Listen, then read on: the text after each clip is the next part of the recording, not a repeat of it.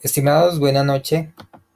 Este video lo realizo con el fin de hacer una sensibilización a la empresa AELSI S.A.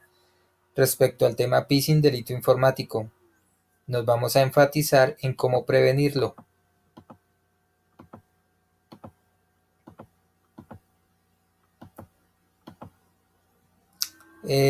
La tecnología avanza y con este avance se ha venido viendo el crecimiento de las personas malintencionadas, hackers que desarrollan, entre comillas, habilidades para captar información sensible de los usuarios. Teniendo en cuenta las estadísticas que muestran que cada vez son más las personas que tienen acceso a Internet y por ende están propensos a ser víctimas de un delito informático.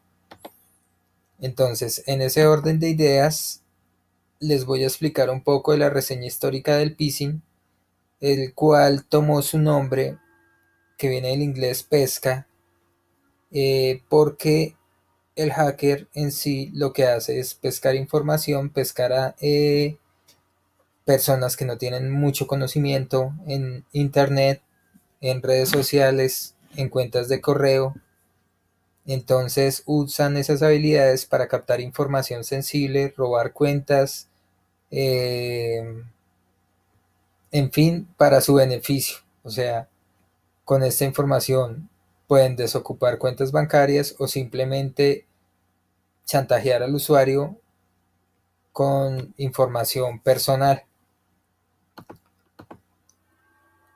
Esta información de seguridad la tomamos de el antivirus Kaspersky.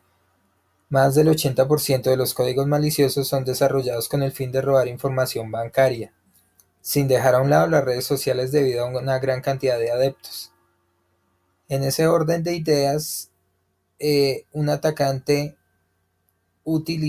accede a la información del usuario y posteriormente a estados financieros. Los incautos usuarios, al no tener conocimiento de este hecho delictivo, son frecuentemente engañados. Como les estaba contando, el, el término phishing tiene un origen de la palabra inglesa fishing, que es pesca. En su contexto significa pescar usuarios o hacer que los usuarios muerdan el anzuelo.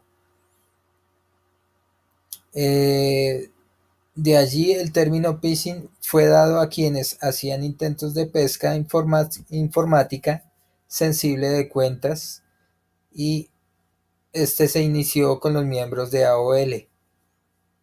Esta es una empresa multinacional la cual enviaban correos masivos, y por medio de estos correos, ventanas emergentes creadas por ellos para captar la información sensible. Eh, Básicamente ellos utilizaban un método que era enviar un mensaje a una persona o a un grupo de personas, las cuales eran potencialmente afectadas, de modo que diera información confidencial. El engaño era perfecto, podía contener textos como verificando la cuenta o confirmando información de factura. Para esto en el subject del correo, para animar a la posible víctima a que abriera el mensaje e ingresara el link o ejecutara la aplicación que contenía el correo. Ahora nos vamos a enfatizar en casos sucedidos en Colombia. Con el paso del tiempo y el crecimiento de las tecnologías de la información, han crecido también las personas inescrupulosas que con su gran conocimiento informático captan información sensible a miles de usuarios.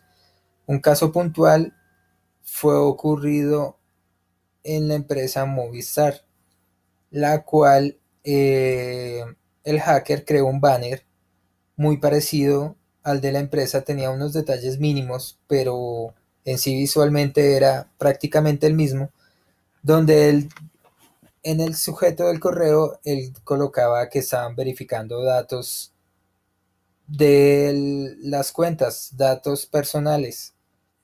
El banner se abría, lo ejecutaban, el incauto usuario colocaba sus datos personales y estos datos personales le llegaban vía mail o simplemente él abría la página fraudulenta que había creado y tomaba los datos que acababan de colocar los incautos usuarios. Esto con el fin de captar números de cuenta, claves y demás para hacer transferencias bancarias. Con el ámbito de las redes sociales, Facebook, Twitter, Instagram, LinkedIn, etc., las redes sociales son las fuentes más usadas para aplicar el phishing, utilizando tácticas como alguien que ha enviado un mensaje privado, se han detectado conexiones extrañas en la cuenta por motivos de seguridad, es necesario que cambie sus claves. En este momento, los hackers utilizan banners fraudulentos, como vimos en el anterior ejemplo de Movistar, donde el usuario coloca sus datos personales, claves, cuentas de correo, se loguea y no se está logueando, sino lo que está haciendo es enviándole la información al hacker. Él enseguida toma la información, entra a las cuentas, las cambia, por decir algo, en una cuenta de Instagram que tiene 10.000 seguidores, lo que hacen es vender las cuentas. Como ya tienen tantos seguidores, las venden a tiendas virtuales o a personas que están publicitando alguna mercancía o son artistas que hasta ahora están comenzando. Entonces, lo que hace el hacker es vender este tipo de cuentas que ya tienen muchos adeptos a estas personas. Otros medios electrónicos que se utilizan también son páginas de compra y venta o subastas como Amazon, eBay, etc. Mercado Libre o LX, haciendo prácticamente lo mismo. Crean los banners, crean pequeñas páginas fraudulentas que solo sirven para captar información.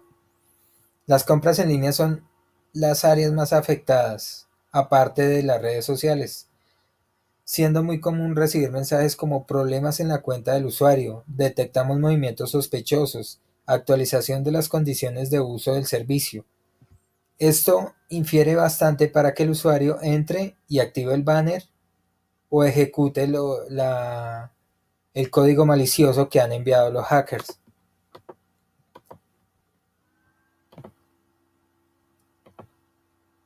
Ahora vamos a hablar de las pautas para no evitar ser víctima de phishing en Colombia.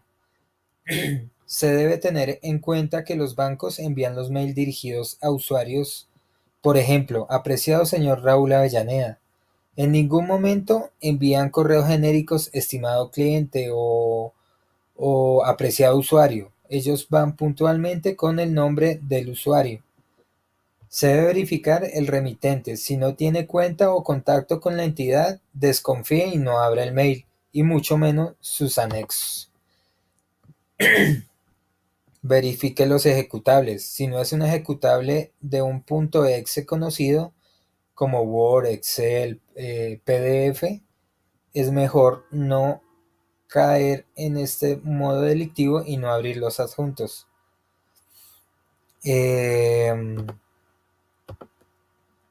Asociando a este informe, les voy a contar algo de la ley y lo que tipifica el delito informático phishing.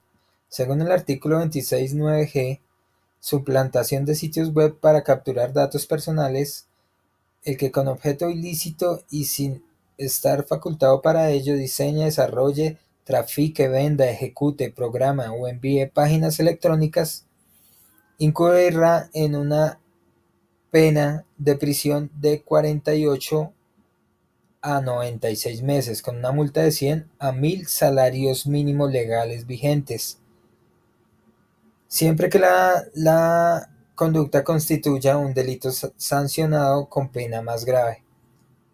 Entonces, en este artículo estamos viendo la pena que puede llegar a tener un hacker por captar información, por robar información sensible de los usuarios. Entonces, esta apreciación la hago con el fin de sensibilizar y dar a conocer algunos tipos, métodos y cómo evitar ser víctima de este flagelo, de los mal llamados hackers. Gracias por su atención. Mi nombre es Raúl Avellaneda.